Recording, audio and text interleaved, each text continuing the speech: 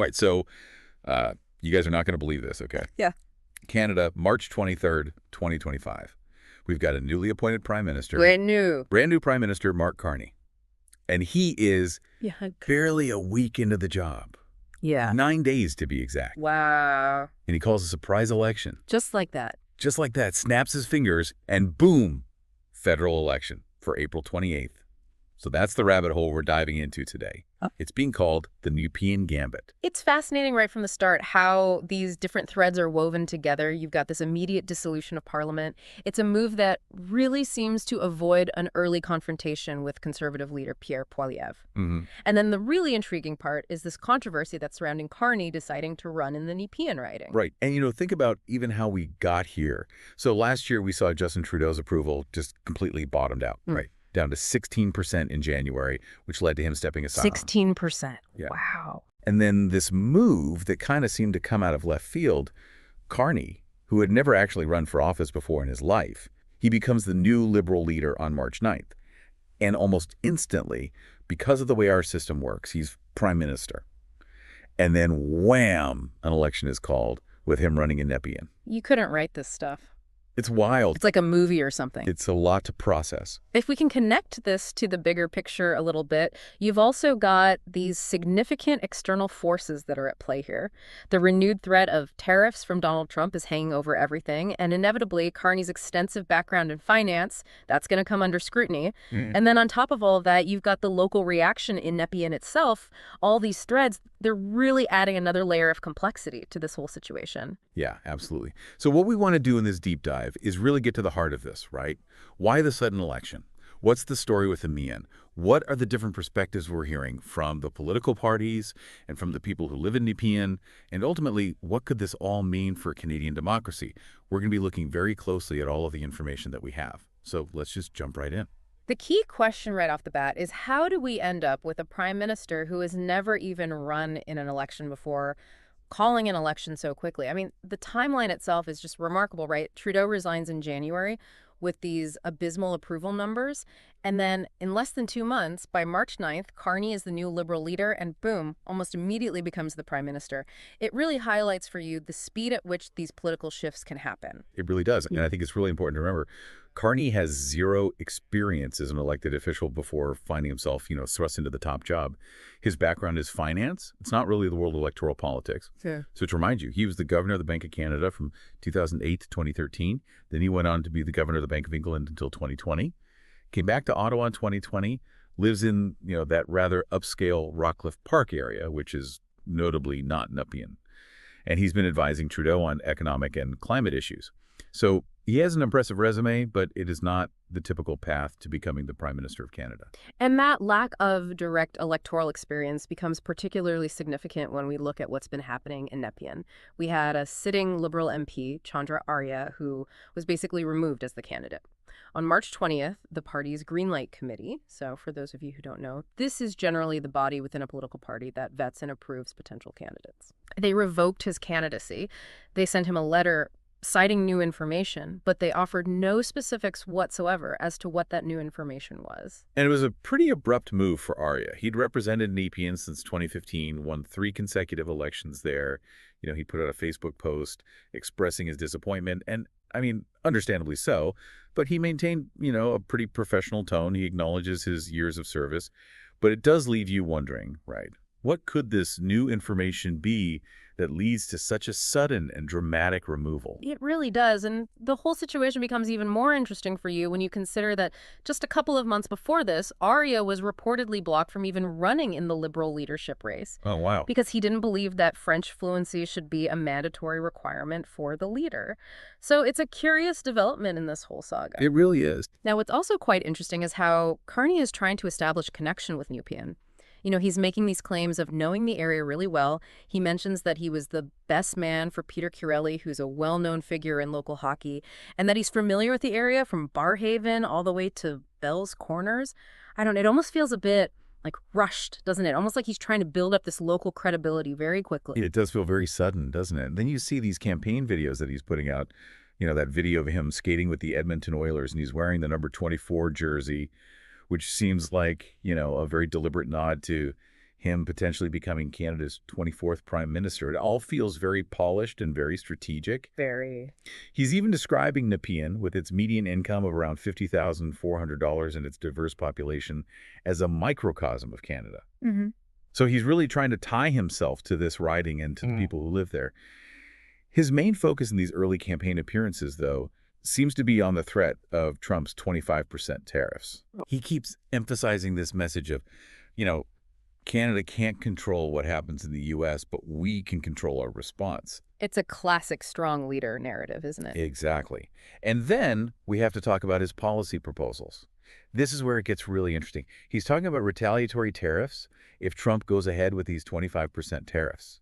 He's talking about improvements to infrastructure. He's talking about an expansion of dental care, all really significant promises. But as you pointed out, the specific details at this early stage, they're noticeably absent. Yeah, they are. And it's important to note, to give our listeners some local context, that Nepean historically has been a riding that leans liberal. Beryl Gaffney held the seat for the Liberals for almost a decade in the late 90s, and then, Arya has been winning there since 2015. So they're not just, dropping a new candidate into a totally unwelcoming riding. That's an important point. But there's also a question that arises for you. While there might be parallels to situations like when Pierre Trudeau ran in Mount Royal or Michael Ignatieff in Etobicoke Lakeshore, where we see these high-profile leaders running in specific ridings, the Nepean situation feels a bit different. In those previous cases, the seats were either largely open or the previous representation wasn't as long-standing as Arya. Yeah. He was a sitting MP and he was successful. The lack of a clear reason for his removal really makes this stand out, and I think for the listener, it raises the significant question. What kind of message does this send to local party organizations and to the voters that they represent? It does make you think about who really has the power in these situations, and I think it's really interesting for us to look at what the broader political strategy at play seems to be here. So, from what we've seen, what is the Liberal approach with this move? Well, the most obvious element is that they're really trying to position Carney as a strong, experienced leader who can navigate the, let's face it, the potential economic challenges that might be coming from a rather volatile Trump administration. Yeah. And you can already see an immediate reaction in public opinion polls. We're seeing reports of this huge jump from 16% support under Trudeau to a 42-36 lead over the Conservatives. Now, that's a significant shift. And we've even seen some endorsements from within the Liberal Party. Jenna Sudds, for example, who's the MP for the neighboring riding of Kanata-Carleton, she's publicly come out in support of Carney, really highlighting his ability to, in her words, handle difficult situations and stand up to the U.S. And that's pretty significant coming from another MP. Yeah. But what I think is really surprising is the way that Carney seems to have shifted some of his policy positions. He's now advocating for some things that sound very similar to what the Conservatives have been proposing, which is kind of interesting. Cutting income tax for lower earners, there's been specific mention of a 1% cut for individuals earning up to, I think it's around $57,000. Right. They're saying that could save a two-income household something like $800. And he's also talking about eliminating the carbon tax, canceling that planned increase to capital gains tax, even things like putting limits on immigration levels. So this is a pretty significant departure from typical liberal policy platform. It's a big shift. It is. It almost feels like they're trying to, kind of preemptively address some of the key criticisms that the Conservatives have been leveling at them. But for you, the listener, the question is, how convincing is this? Yeah. I mean, Carney's defense for all of these moves initially seems to just revolve around those first 9 days. He keeps mentioning the potential for tariff retaliation. He's outlining these vague infrastructure plans. But from what we've seen reported, he hasn't actually confronted Trump directly yet. Right. So that's going to be interesting to see how that unfolds. And that's where the Conservative counter-strategy comes in. Poilievre launched his Bring It Home campaign on the very same day that Carney called this election. Now, he had been enjoying a really strong lead in the polls before Trudeau resigned, so now he's in this position where he needs to catch up. And you can tell that he's been thrown a bit by these rapid changes in the political landscape and, just the unpredictability of Trump. His central message at his campaign launch, which he held in Barrhaven, which is right next to Nepean, by the way, was really focused on, in his words, the need to avoid a fourth consecutive Liberal term. So he's really hitting home on these themes of taxation, Canada's sort of weakening position in relation to the United States. Right, right. And he's certainly not mincing words when it comes to his criticism of Carney. He's calling him a sneaky Trudeau clone. Hmm. So the Conservatives are really trying to hammer home this point, that despite these apparent policy shifts, Carney really just represents more of the same. Exactly. And they're also going after what they see as inconsistencies in Carney's record. They're pointing to past statements that he's made, like in his 2021 book, where he seems to argue for leaving a significant portion of fossil fuels untouched. Right. They're contrasting that with his current support for a more streamlined one-window system for energy project approvals. And then you've got the carbon tax issue, where Carney's proposing a cut, but Poilievre wants a full repeal. So it's all part of this conservative effort to really try to paint Carney as inauthentic, as an opportunist in your eyes as the voter. So when you step back and you consider this whole situation, I think that the Nepean switch really shines a light on this fundamental tension that we have within our democracy. Yeah. Right? It's the power that political parties have versus the agency of local voters and their elected representatives. Yeah. I think this is something for our listeners to really think about.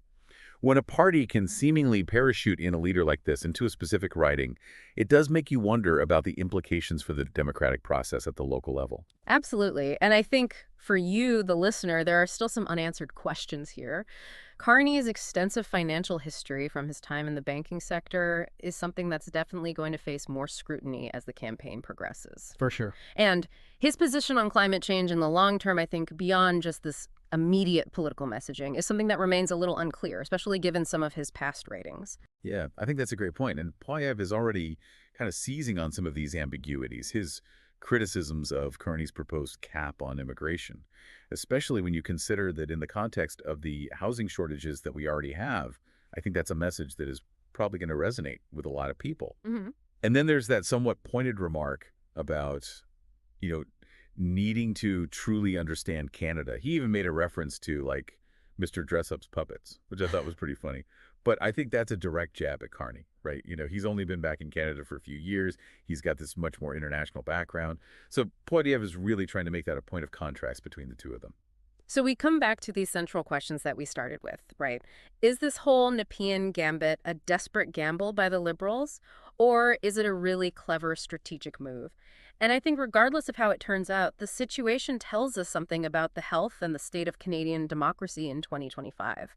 Nepean, this suburban riding in Ottawa, has suddenly become a huge battleground in this election. It's wild. It's where these big questions about leadership, about representation, about national identity, they're all being fiercely contested. So it's a riding that now carries a lot of weight for you as we head into this election. All right. So just to kind of recap for everyone listening, the Nepean Gambit is this rapid sequence of events. You have the unexpected election call just days after Carney becomes prime minister. Then you have his, let's call it controversial, decision to run in Nepean, following Arya's rather surprising removal. And then we're seeing these really distinct and different strategies that are being employed by the Liberals under this brand new leadership and the Conservatives as they try to regain their footing. It's really compelling you to think about the implications of this kind of political maneuvering, right? Mm. What does it really mean for local representation when a party leader can just so decisively alter the electoral landscape like this? It really raises important questions for you about the balance of power that exists within our political parties, and the relationship that they ultimately have with the voters that they're trying to represent. I think that's a great way to sum it up. And finally, here's something for everyone to kind of chew on, after our deep dive today. With the election just a few weeks away, April 28th, and, the outcome is really far from certain at this point. What is this intense focus on a single riding and these incredibly rapid shifts in the political landscape tell us about where we are in Canadian politics right now? What are those key factors that are really going to influence how people vote in this election? And is this idea of Nepean as a microcosm? Is it truly representative of the priorities and the concerns of the wider Canadian electorate? I think it's going to be a very interesting few weeks to watch. Couldn't agree more. This one's going to be a nail-biter. Absolutely. All right, thanks for joining us for this deep dive, and we'll be back soon to, hopefully make sense of whatever happens next. Sounds good. See you next time.